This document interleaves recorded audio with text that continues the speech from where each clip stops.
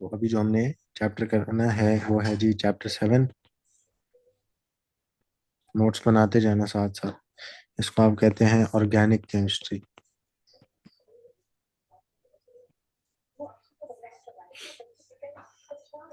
ठीक है, इसमें आपने चार टोटल सेक्शंस पढ़ने हैं। एक इसमें है इंट्रो, जिसमें हम बेसिक सीखेंगे, बेसिक्स ऑफ ऑर्गेनिक केमिस्ट्री सीखेंगे बेसिकली। तो इंट्रोडक्शन ऑफ ऑर्गेनिक केमिस्ट्री इसमें, introduction of organic chemistry. Second जो हमारा चैप्टर आएगा उसमें हम आइसोमेरिज्म करेंगे। ठीक है, आइसोमेरिज्म बताऊंगा क्या चीज होती है। फिर दो थर्ड आपका चैप्टर है, उसमें आप करेंगे रिएक्शंस या केमिकल प्रॉपर्टीज जिनको हम बोलते थे। इन्हीं ऑर्गेनिक कंपाउंड्स की हम केमिकल प्रॉपर्टीज देखेंगे। और फिर जो फोर्थ इसमें आपके पास सेक्शन है वो है पॉलीमराइजेशन। तो ये चार हमारे पास टोटल सेक्शन होंगे इसमें, और बड़ी आसान सी है, सिर्फ आपने जिस तरह लेके चलूंगा उस तरह चलना है इसको, तो आसान लगेगी, इतनी मुश्किल नहीं लगेगी। आइसोमेरिज्म ना मैं थोड़ी सी आपको ए लेवल स्टाइल में कराऊंगा, तो ये आपको फिर इसमें कोई मसला नहीं आएगा। ए लेवल स्टाइल में थोड़ी सी कराऊंगा, होगी बेसिक से ही शुरू करेंगे, लेकिन थोड़ा ए लेवल स्टाइल में करेंगे, थोड़ी एक्स्ट्रा चीजें इसमें करेंगे ताकि ये बिल्कुल हमारी ठीक हो जाए। रिएक्शंस भी बड़े इजी से हैं, याद करने वाली चीजें हैं। ये मेमोराइजेशन इधर है, ये आपको मेमोराइज करने पड़ेंगे। इसके अलावा पॉलीमराइजेशन, ये भी मेमोराइजेशन है, सिर्फ समझना है। ये रिएक्शंस में आपको क्लियर हो जाएगा कि पॉलीमराइजेशन में होता क्या है, लेकिन इधर भी मेमोराइजेशन है। ठीक है, और इंट्रोडक्शन ज़्यादातर ऑर्गेनिक में समझने के बाद आपने चीज़ें याद रखनी है और याद करनी है। ठीक है, इसके अलावा हमारे पास कोई चॉइस नहीं है। तो पहला सेक्शन हम शुरू करते हैं। ये है जी आपके पास इंट्रोडक्शन टू ऑर्गेनिक केमिस्ट्री। हम बिल्कुल बेसिक से हम इधर से शुरू करेंगे कि ऑर्गेनिक केमिस्ट्री होती क्या है, इसमें क्या क्या आपने पढ़ना है। तो सबसे पहले अपने पास लिखें कि ऑर्गेनिक केमिस्ट्री क्या चीज़ है। Organic chemistry is the branch of chemistry,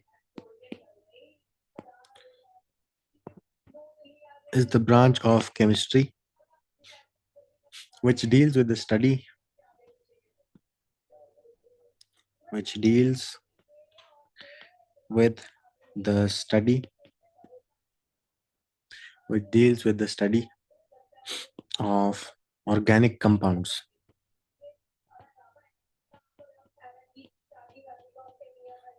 तो ये वाली जो केमिस्ट्री है ऑर्गेनिक केमिस्ट्री, इसमें आप ऑर्गेनिक कंपाउंड्स को पढ़ते हैं, और हम ऑर्गेनिक कंपाउंड्स किन को बोलते हैं।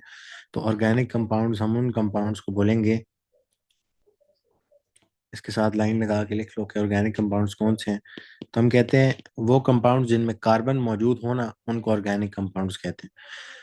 तो those compounds which contain carbon, तो उनको हम ऑर्गेनिक कंपाउंड्स बोलते हैं। लेकिन इसमें कुछ एक्सेप्शंस हैं, नीचे लिख लो एक्सेप्ट। कुछ ऐसे कंपाउंड्स हैं जिनमें कार्बन है बट वो ऑर्गेनिक नहीं है नेचर में। उसमें आपके पास कार्बन डाइऑक्साइड आती है। ठीक है, उसमें आपके पास कार्बन मोनोऑक्साइड आती है। उसमें आपके पास कार्बोनेट हो अगर कोई भी, वो भी ऑर्गेनिक नहीं होता है नेचर में। और जो चीज ऑर्गेनिक नहीं होती फिर उसको हम कहते हैं कि वो इनऑर्गेनिक कंपाउंड है। और इसके अलावा अगर किसी भी सब्सटेंस में आपके पास साइनाइड आयन आ जाए, इसको आप साइनाइड बोलते हैं।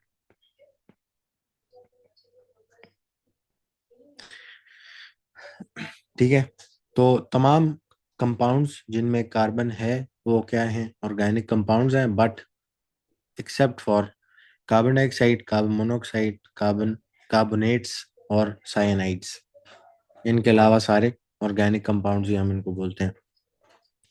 ठीक है, तो इसको आपने हाईलाइट कर लेना है कि ये बात इंपॉर्टेंट है। इनको छोड़ के बाकी सारे कार्बन कंटेनिंग कंपाउंड्स को हम क्या बोलते हैं कि वो ऑर्गेनिक कंपाउंड्स हैं। ठीक हो गया। तो अब थोड़ी सी एक एफएक्यू की प्रैक्टिस करते हैं। ये सबसे पहला कॉन्सेप्ट है कि ऑर्गेनिक कंपाउंड्स क्या होते हैं। तो एफएक्यू आपसे बोलेगा, एफएक्यू बोलता है कि which of the following compounds are organic और इनऑर्गेनिक। तो which of the following compounds are organic और इनऑर्गेनिक। तो मैंने आपको बताया ना, ऑर्गेनिक का ऑपोजिट क्या है, इनऑर्गेनिक। जो कंपाउंड ऑर्गेनिक नहीं है वो इनऑर्गेनिक कंपाउंड है फिर। ठीक है, तो which of the following compounds are organic और इनऑर्गेनिक, इसमें आपको मैं एग्जांपल देता हूँ। ए एग्जांपल आपकी है मैग्नीशियम कार्बोनेट। जवाब देना है मैग्नीशियम कार्बोनेट। इसका फॉर्मूला लिख लें हम। तो इसका फॉर्मूला क्या बनता है वैसे जी? MgCO3। थोड़ा जोर से बोलना है, मुझे आवाज नहीं आ रही। MgCO3। हाँ जी, MgCO3। हम इसको क्या बोलते हैं, मैग्नीशियम कार्बोनेट बोलते हैं। और अब मुझे बताओ, क्या ये ऑर्गेनिक है नेचर में या इनऑर्गेनिक है नेचर में? इनऑर्गेनिक। इनऑर्गेनिक है। क्यों? इसमें क्या मिल रहा है हमें, कार्बोनेट मिल रहा है, तो ये इनऑर्गेनिक कंपाउंड है, ये ऑर्गेनिक नहीं है। तो ये इनऑर्गेनिक कंपाउंड आ गया। इसी तरह सेकंड एग्जांपल अगर हम देखें, तो आपकी जो सेकंड एग्जांपल है वो है जी एथेनॉल फॉर एग्जांपल। एथेनॉल, इसका फॉर्मूला जो एथेनॉल का है वो है जी C2H5OH। मैं खुद से बता रहा हूँ, ये थोड़ी थोड़ी देर में ना, या बल्कि सेकंड चैप्टर में आपको ये बनाने आ जाएंगे फॉर्मूलाज किस तरह बनाते हैं। तो एथेनॉल का अगर देखा जाए तो ये कैसा कंपाउंड है? ऑर्गेनिक।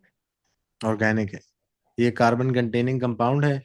और ये कार्बन डाइऑक्साइड नहीं है इसमें, कार्बन कार्बन मोनोऑक्साइड नहीं है, कार्बोनेट नहीं है, साइनाइड नहीं है इसमें। तो ये इसका मतलब है ये एक ऑर्गेनिक कंपाउंड है। अच्छा, फिर अगर सी एग्जाम्पल देखें हम, फिर अगर हम एग्जाम्पल सी देखें तो उसमें आपके पास फॉर एग्जाम्पल मीथेन। मीथेन का फॉर्मूला क्या होता था, CH4। इसको आप क्या बोलेंगे?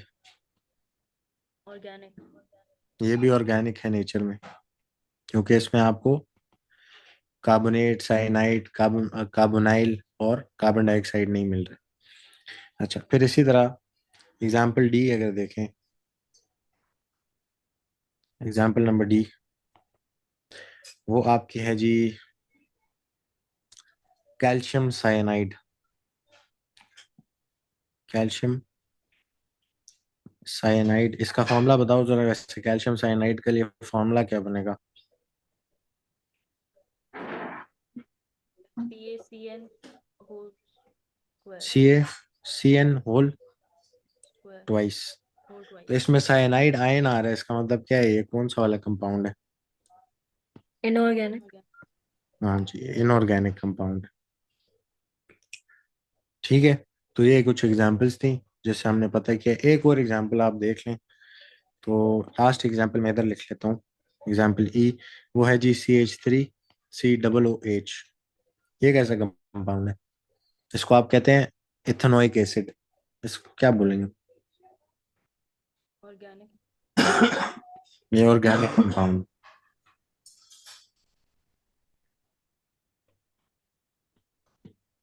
ठीक है, तो ये एक ऑर्गेनिक कंपाउंड, इस तरह हमने पहचानना है।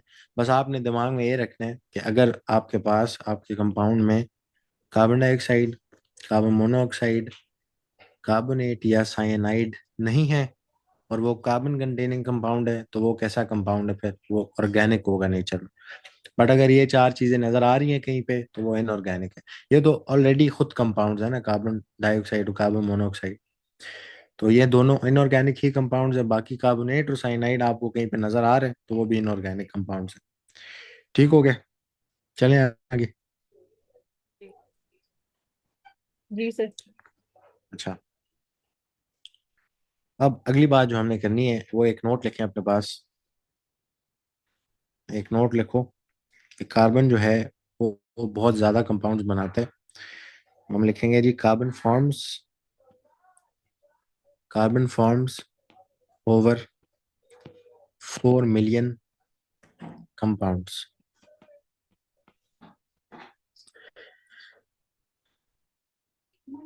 सिर्फ अकेला कार्बन इतने ज्यादा कंपाउंड्स बना सकते हैं।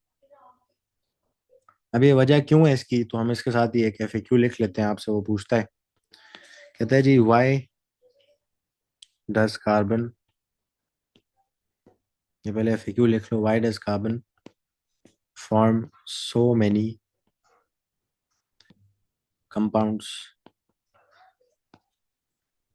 इतने ज्यादा कंपाउंड्स कैसे कार्बन बना सकते हैं। तो इसके लिए ना दो बातें आपने याद रखनी है। एक तो कार्बन जो है वो डबल ट्रिपल सिंगल बॉन्ड भी बना सकता है, वो डबल बॉन्ड भी बना सकता है, वो ट्रिपल बॉन्ड भी बना सकता है। ठीक है, जैसे फॉर एग्जांपल अगर CH4 में देखें हम एग्जांपल में, तो CH4 की जो एग्जांपल थी उसमें कार्बन ने कैसे बॉन्ड्स बनाए हुए हैं, Single ये तो bond. देखो कार्बन ने कैसे बॉन्ड्स बनाए हुए हैं, सिंगल बॉन्ड्स हैं सारे, ऐसे ही है। कार्बन सिंगल बॉन्ड भी बना सकता है। इसी तरह कार्बन डाइऑक्साइड की एग्जांपल देखें तो कार्बन कैसे बॉन्ड्स बना रहे हैं, डबल बॉन्ड्स बना रहे हैं। इसी तरह एक फंक्शनल ग्रुप होता है, एक कंपाउंड होता है जिसमें है ना आपको ऐसे नाइट्राइल ग्रुप अटैच हुआ हुआ नजर आता है। ओ लेवल में आप पढ़ते नहीं है, लेकिन एग्जाम्पल के तौर पे सिर्फ बता रहा हूँ कि नाइट्राइल ग्रुप में भी कार्बन ने देखो क्या किया है, ट्रिपल बॉन्ड बनाया हुआ है। तो कार्बन के पास एक एबिलिटी है कि वो सिंगल बॉन्ड भी बना सकता है, वो डबल बॉन्ड भी बना सकता है, वो ट्रिपल बॉन्ड भी बना सकता है। ठीक है, तो हम इधर सबसे पहला पॉइंट लिखेंगे कि it has carbon has the ability to form single, double and triple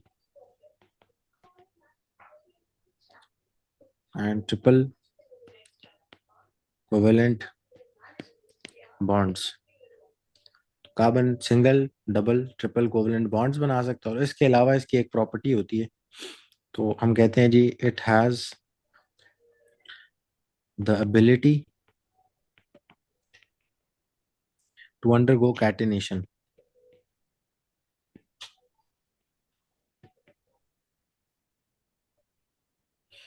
तो ये एक बड़ी इंपॉर्टेंट सी बात है, ये जो कैटिनेशन है इसको भी डिफाइन करते हैं, इसको क्या क्या कहते हैं, कैटिनेशन क्या होती है। तो कार्बन जो है इसके पास एबिलिटी है कैटिनेशन की, और कैटिनेशन क्या होती है तो उसको हम लिख लेते हैं अपने पास।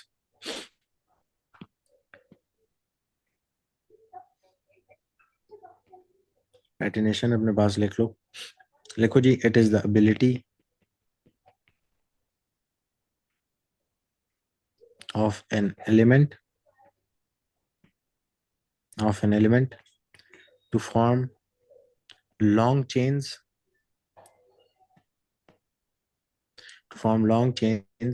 with its own atoms। यानी कार्बन क्या कर सकता है, वो कार्बन के साथ ही जुड़ जुड़ के लंबी सी चेन बना सकते हैं।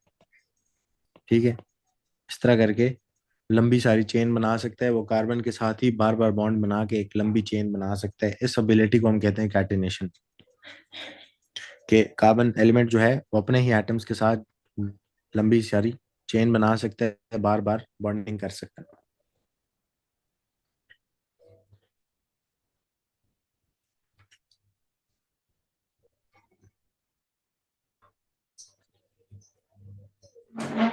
ठीक है, आगे चलें। हाँ जी. अच्छा, अब ना हमने थोड़ा सा ऑर्गेनिक में एक चीज देखनी है कि कार्बन बाकी एलिमेंट्स के साथ कैसे बॉन्ड्स हमें इस ऑर्गेनिक कंपाउंड में हमें नजर आएंगे। ठीक है, तो आप अपने पास एक हेडिंग लगाएं कि bonds that carbon makes with other elements, bonds that carbon makes with other elements.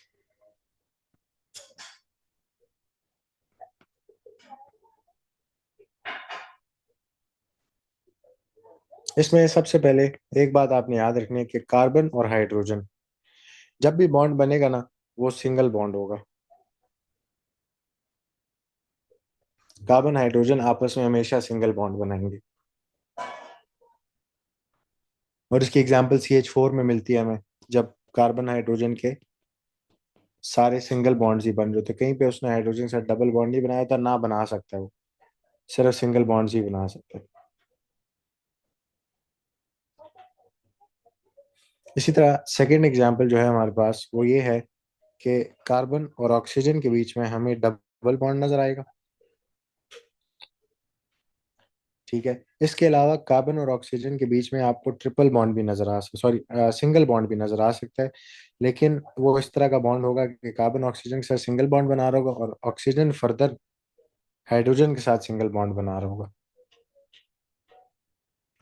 तो ये ना एक आपने आगे फंक्शनल ग्रुप पढ़ना है, OH फंक्शनल ग्रुप। ये OH फंक्शनल ग्रुप में इस तरह होता है कि कार्बन ऑक्सीजन के साथ सिंगल बॉन्ड बनाता है, लेकिन ऑक्सीजन आगे दोबारा हाइड्रोजन के साथ यानी OH में ऑक्सीजन हाइड्रोजन का भी सिंगल बॉन्ड होता है। ठीक है, तो ऑक्सीजन को स्टेबल होने के लिए दो बॉन्ड्स बनाने पड़ते हैं। तो ऑक्सीजन इधर दो बॉन्ड इस तरह करता है कि एक अगर कार्बन के साथ बना रहा है, तो दूसरा हाइड्रोजन से बना देता है। ठीक है, अब इसी के साथ एक इंपॉर्टेंट पॉइंट लिख लें अपने पास। अच्छा, डबल बॉन्ड की एग्जांपल कहाँ पे हमारे पास? कार्बन डाइऑक्साइड में, जब कार्बन डबल बॉन्ड बनाता है ऑक्सीजन के साथ। ठीक है, ये सिंगल बॉन्ड ऑक्सीजन की एग्जांपल का है, तो आगे हम एक फंक्शनल ग्रुप पढ़ेंगे जिसमें double bond O, single bond O, single bond H हमें नजर आएगा, इस तरह की शक्ल नजर आएगी। अभी फंक्शनल ग्रुप क्या होता है कुछ भी हमें नहीं पता, हमने कुछ नहीं देखा अभी। तो इंपॉर्टेंट पॉइंट अपने पास लिख लो कि each carbon atom,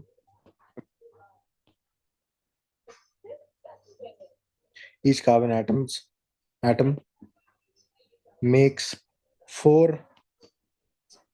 covalent bonds.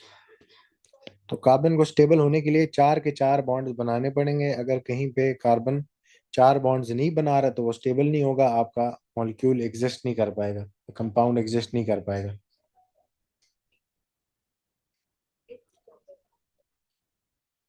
अभी हमने केमिकल बॉन्डिंग में पढ़ा था, वैसे बता सकते हो कि क्यों यहाँ पे कार्बन ने 4 बॉन्ड्स ही बनाने? उसके पास 4 वैलेंस इलेक्ट्रॉन्स होते हैं। हाँ, उसके पास 4 वैलेंस इलेक्ट्रॉन्स होते हैं, और इन्हीं 4 वैलेंस इलेक्ट्रॉन्स की वजह से इसने 4 के 4 शेयर करने हैं। 4 के 4 क्या होंगे? बॉन्डिंग में इन्वॉल्व होंगे, 4 के 4 कोवलेंट बॉन्ड्स में इन्वॉल्व होंगे, 4 के 4 वैलेंस इलेक्ट्रॉन्स। ठीक है, अच्छा, अब ये बात हमने बस समझ लेनी है कि भाई कार्बन हाइड्रोजन के बीच में हमेशा सिंगल बॉन्ड आएगा, कार्बन ऑक्सीजन के बीच में सिंगल बॉन्ड भी आ सकता है और डबल बॉन्ड भी आ सकता है। और लेकिन अगर कार्बन ऑक्सीजन के साथ सिंगल बॉन्ड बना रहा है तो ऑक्सीजन और हाइड्रोजन का भी सिंगल बॉन्ड नजर आएगा हमें। ऑक्सीजन को 2 बॉन्ड चाहिए होते हैं स्टेबल होने के लिए। ठीक है, अच्छा, अगला अब आप लिखें अपने पास heading 4 main families of organic compounds.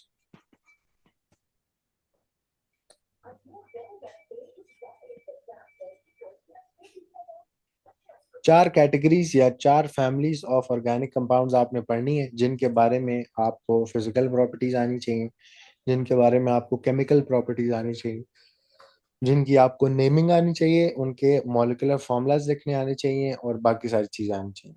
ठीक है, स्ट्रक्चर्स बनाने आने चाहिए। तो इसमें जो फैमिलीज इन्वॉल्व हैं उनमें सबसे पहली जो फैमिली आपने पढ़नी होगी वो होगी एल्केन्स। इसको मैं ऐसे करके लिखूंगा, आपने भी ऐसे करके लिखना है, एल्केन्स। ठीक है, ये एक फैमिली ऑफ ऑर्गेनिक कंपाउंड्स है। फिर इसी से अगली फैमिली जो आपने पढ़नी है वो पढ़नी है एल्कीन्स। एल्कीन्स की फैमिली पढ़नी है। फिर उसके बाद जो थर्ड फैमिली हमने पढ़नी है वो हमने पढ़नी है एल्कनॉल्स।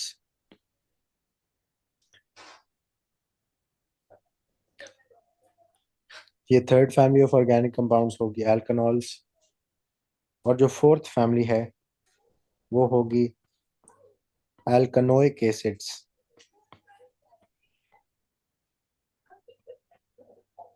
तो ये टोटल 4 फैमिलीज जो हैं ये हमारे सिलेबस में इनको सारों को हमने याद रखना है कि भाई इनके बारे में फिजिकल प्रॉपर्टीज, इनकी नेमिंग, इनके स्ट्रक्चर्स, इनके मॉलिक्यूलर फार्मूलाज कैसे लिखते हैं। ठीक है, तो इनके बारे में डिफरेंट चीज़ें आपको पता होनी चाहिए। वो लिस्ट बनाएंगे। अब इन सारों में ना, सारों में एल्क तो आपको नजर आ रहा होगा, लेकिन ये जो एंड पे लिखा हुआ है ना, ये इसका फैमिली नेम है, एन्स। एक टाइप ऑफ ऑर्गेनिक कंपाउंड्स है जिनका फैमिली नेम एन्स है। ठीक है, फिर एक टाइप ऑफ ऑर्गेनिक कंपाउंड्स है जिनका फैमिली नेम ईन्स है। फिर उससे अगला ऑर्गेनिक कंपाउंड्स की टाइप है जिसकी फैमिली नेम अनॉल्स है। और लास्ट अनोइक एसिड उसका फैमिली नेम है। पीछे एल्क तो सारों में ही लिखा हुआ। तो ये जो है, ये आप इसको कहते हैं फैमिली नेम।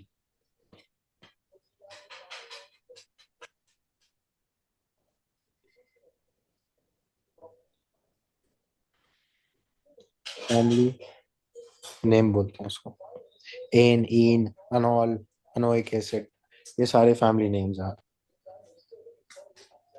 ठीक हो गया। तो ये चार फैमिलीज पढ़नी है, इनके बारे में नेमिंग आनी चाहिए, इनके बारे में और चीजें, थोड़े से फैक्ट्स हैं वो पता होनी चाहिए। इसके अलावा मॉलिक्यूलर फार्मूलाज पता होने चाहिए, इसके अलावा स्ट्रक्चरल फार्मूलाज पता होने चाहिए। ठीक है, इतनी बात क्लियर है। जी। जी सर। हम्म, आगे चलें। हाँ जी। लिख लिया ये। चलो, अब जो है ना, कुछ भी करने से पहले सबसे पहले हमने सीखना होगा नेमिंग किस तरह करते हैं। तो नेमिंग के लिए ऊपर आ जाओ, हेडिंग लगाओ जी, नेमिंग ऑफ ऑर्गेनिक कंपाउंड्स।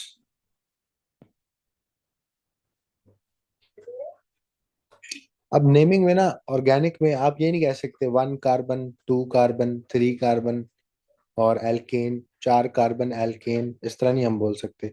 या 5 कार्बन एल्केन, इस तरह करके हम नहीं बोल सकते। ऑर्गेनिक में आपको एक स्पेशल काउंटिंग करनी पड़ती है विद रेफरेंस टू कार्बन्स, कि कितने कार्बन हैं उनको स्पेशली। ऑर्गेनिक की काउंटिंग में आप क्या बोलेंगे?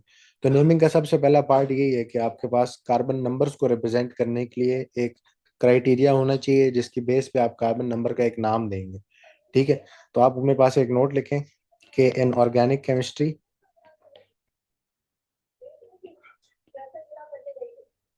In organic chemistry counting, counting is done with reference, with reference to the number of, with reference to the number of carbon atoms in a compound। तो हमने क्या करना है, हमने carbon atoms, number of carbon atoms के लिए एक counting बनाई है जिसको हमने याद रखना है कि एक कार्बन को क्या कहेंगे, 2 कार्बन को क्या कहेंगे, 3 को क्या कहेंगे। तो टोटल 10 तक हमने नेमिंग रखी है कार्बन की। तो उसको हमने सीखना है, ये हमने याद करनी है। ठीक है, इस पे कोई हमारे पास चॉइस नहीं है, ये हमने याद करनी है फिट करके, कि मैं किधर से भी पूछूं तो आपको नाम आता हो उस कार्बन का। तो अगर आपके पास कहीं पे सिर्फ और सिर्फ एक कार्बन है, सिर्फ और सिर्फ एक कार्बन है, तो इसको आप बोलते हैं मैथ। ठीक है, ये काउंटिंग है, ऑर्गेनिक काउंटिंग कर रहे हैं हम। एक कार्बन कहीं भी पड़ा होगा तो उसको बोलेंगे मैथ। फिर इसी तरह 2 कार्बन कहीं पे हैं तो उसको हम बोलेंगे एथ। फिर अगर कहीं पे 3 कार्बन हैं तो उसको हम बोलेंगे प्रॉप। फिर कहीं पे अगर 4 कार्बन हैं तो उसको आप बोलते हैं ब्यूट। ब्यूट बोलते हैं, ब्यूट, बट नहीं पढ़ना है इसको, ब्यूट पढ़ते हैं। और फिर इसी तरह C5 अगर आपके पास हो, 5 कार्बन हो, तो उसको आप बोलते हैं पेंट। फिर अगर C6 देखें तो उसको आप बोलते हैं हेक्स। फिर अगर C7 देखो तो उसको आप बोलते हैं हेप्ट। और फिर अगर C8 देखें उसको आप बोलते हैं ऑक्ट। फिर अगर C9 देखें तो उसको आप बोलते हैं नॉन। और फिर C10 जो कि लास्ट हमने 10 तक ही करना है, उससे ऊपर हमने करना भी नहीं। इसको आप बोलते हैं डेक। तो कार्बन 1 को मेथ, 2 को एथ, 3 को प्रॉप, फिर 4 को ब्यूट, फिर 5 को pent, hex, hept, oct, non dec. ये कार्बन की तादाद लिखी हुई है, यानी नंबर ऑफ कार्बन लिखे हुए हैं। अगर एक हो तो मेथ, अगर दो हो टोटल तो एथ, अगर तीन हो टोटल तो प्रॉप, चार हो तो ब्यूट, पांच हो तो पेंट, छह हो तो हेक्स, सात हो तो हेप्ट, आठ हो तो ऑक्ट, नौ हो तो नॉन, 10 हो तो डेक। ठीक है, उसको अभी याद करो बैठ के जल्दी से। तो इस तरह याद रखना है, meth, eth, prop, but, pent, hex, hept, oct, non dec. अब पेंट तो चलो 5 से बंदे को समझ आ जाती है, पेंटा हमने बड़ी दफा सुना है। हेक्स भी, हेक्स हेक्स से हम लोग 6 निकाल सकते हैं, हेक्सागोनल स्ट्रक्चर्स इस तरह करके हमने देखा है। हेप्ट, ऑक्ट, ऑक्ट भी चलो 8 के साथ बड़ा मिलता है, नॉन 9 के साथ बहुत मिलता है, 10 के साथ, डेकेड से याद रखो 10 डेक। मैथ, एथ इधर कंफ्यूज हो गए, यहाँ पे इसको याद करना पड़ेगा अच्छे तरीके से। और ये इधर आपको याद करना पड़ेगा कि 3 कार्बन को प्रॉप बोलते हैं और 4 कार्बन को ब्यूट बोलते हैं। बाकी सारे तो सिंपल रहते हैं, मुश्किल नहीं होते याद करना।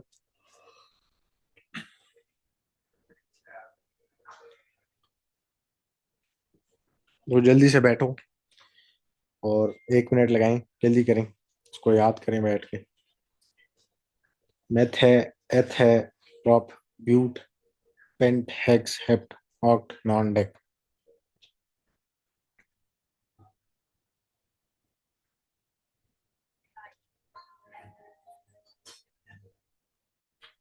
सर हो गया। याद हो गए? हाँ जी। पूछूं? पूछ ले। देखे बगैर बताना, मुझे बताओ 4 कार्बन को क्या कहते हैं? ब्यूट। ठीक है, 10 को क्या कहते हैं? डेक। 5 को क्या कहते हैं? पेंट। 1 को क्या कहते हैं? मेथ। ठीक, 7 कार्बन? हेप्ट। बिल्कुल ठीक है। तो इस तरह करके ना इनको याद रखना है ताकि हमें को भूले ना, और इनको बार बार रिवाइज करना है ताकि भूले ना। एक बार याद हो जाएगी तो फिर कभी जिंदगी में नहीं भूलेगी। ठीक है, तो इस पर थोड़ी सी एफर्ट लगानी है, हो जाए। अब हम आते हैं कि rules for naming an organic compound क्या हैं, या हम ये कह लेते हैं कि 2 parts of naming an organic compound क्या है। ठीक है, तो हम इधर लिखते हैं जी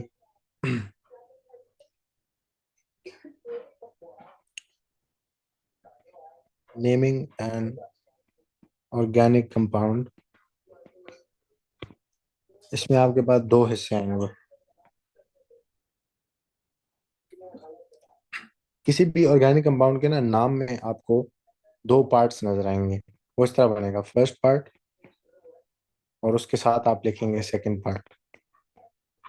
अब ये फर्स्ट पार्ट और सेकंड पार्ट में हमने करना क्या है वो बताता हूँ। तो किसी भी ऑर्गेनिक कंपाउंड के नाम में हमें 2 हिस्से नजर आएंगे।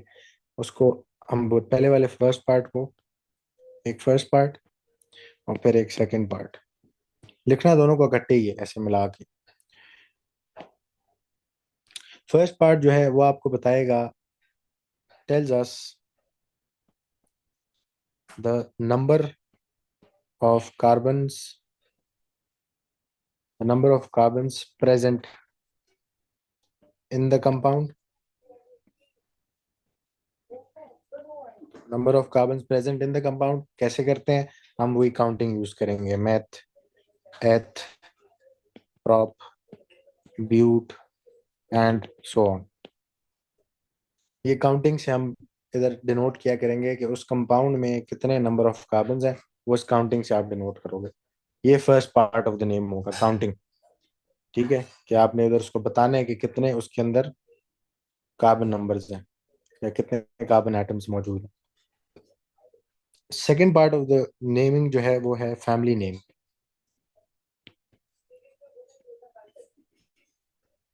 फैमिली नेम, क्या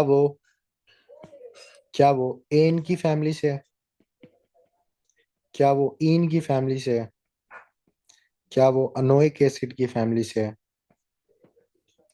या क्या वो अनॉल्स की फैमिली से है। तो ये आप इधर से कार्बन नंबर लिखने के बाद उसके आगे फैमिली नेम लिखेंगे कि जिस फैमिली से बिलोंग करता है उस फैमिली का नेम आखिर एंड में आया करेगा उसके।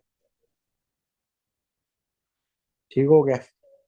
तो ये हमने दो पार्ट्स ऑफ ऑर्गेनिक कंपाउंड्स याद रखने हैं। फॉर एग्जांपल मैं इधर से कुछ नाम एग्जांपल के तौर पे हम बना लेते हैं। मैं कहता हूँ किसी कंपाउंड में एक कार्बन था और वो एन की फैमिली से बिलोंग करता था, यानी एल्केन्स की फैमिली से।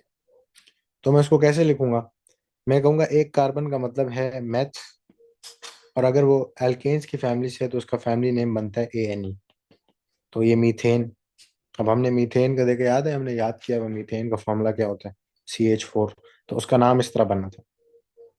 फिर इसी तरह मैं कहता हूँ कि किसी कंपाउंड में एक ही कार्बन था लेकिन वो ईन की फैमिली से था, तो उसको मैं बोलूंगा मैथ और आगे ईन लगाऊंगा, तो मीथीन बोलते हैं इसको। तो ये एल्कीन है, एक ऊपर वाला एल्केन है एक। इसी तरह मैं कहता हूँ एक कार्बन था और वो अनोइक एसिड की फैमिली से था, तो मैं बोलूंगा मैथ और फिर आगे लिखूंगा अनोइक एसिड। ये इसकी फैमिली है जिससे बिलोंग करते हैं।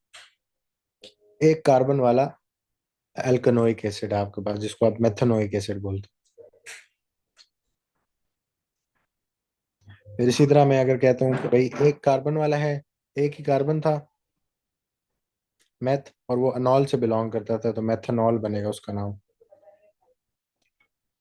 अनॉल की फैमिली से यानी अल्कोहल्स की फैमिली से था वो, उसको हम मेथनॉल बोलेंगे। अब जल्दी से एथ के साथ ये चारों नाम लिखो। तो पहला नाम क्या बनता है? पहला नाम क्या बनेगा? एथ का मतलब दो कार्बन हैं उस कंपाउंड में, एथ, और आगे एल्केन्स है तो एन, तो एथेन। फिर उसके बाद एथीन। फिर उसके बाद एथनोइक एसिड, दो कार्बन वाला एल्कनोइक एसिड। फिर उसके बाद दो कार्बन वाला अल्कोहल, तो एथनॉल।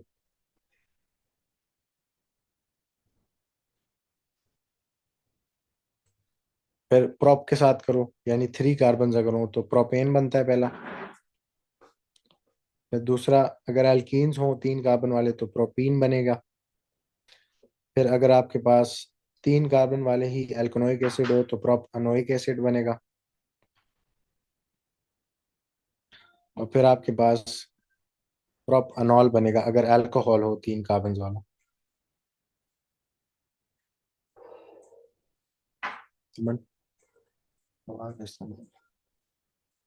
ठीक है। अच्छा, फिर इसी तरह ब्यूट के साथ भी कर लेते हैं, फिर हम आगे चलते हैं। तो ब्यूट के साथ अगर करें तो चार कार्बन वाला एल्केन हो तो ब्यूटेन, अगर एल्केन फैमिली नेम हो उसका तो ब्यूटेन। फिर अगर आपके पास चार कार्बन वाला एल्कीन हो जिसका फैमिली नेम ईन है तो ब्यूटीन। और इसी तरह फिर ब्यूट अनोइक एसिड, और फिर इसी तरह ब्यूटानॉल। अब जो हमने नाम लिखे हैं इनमें दो चीजें रिप्रेजेंट हो रही हैं, एक मैथ, ये कार्बन नंबर्स हैं जो मैथ एथ करके आपने लिखे हैं। इसी तरह प्रॉप यहाँ पे लिखा हुआ है, इसका मतलब क्या है वो भी लिखते हैं। इसी तरह ब्यूट यहाँ पे लिखा है, इसका मतलब क्या है वो भी लिखते हैं। तो ये सारे जो हम मैंने भी हाईलाइट किए हैं इनका, ये हमें क्या बता रहे हैं कि यहाँ पे कितने कार्बन हैं, वन कार्बन है। यहाँ पे कितने हैं, टू कार्बन हैं। यहाँ पे कितने हैं, थ्री। और यहाँ पे कितने हैं, फोर कार्बन हैं। और ये जो एंड पे आपने लिखा है ये वाला पार्ट,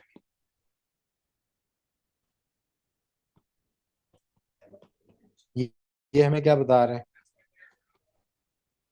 फैमिली नेम। ये हमें फैमिली बता रहे हैं कि वो कौन सी वाली ऑर्गेनिक फैमिली है जिससे वो बिलोंग करते हैं। ठीक है, ये उनका फैमिली नेम बता रहे हैं।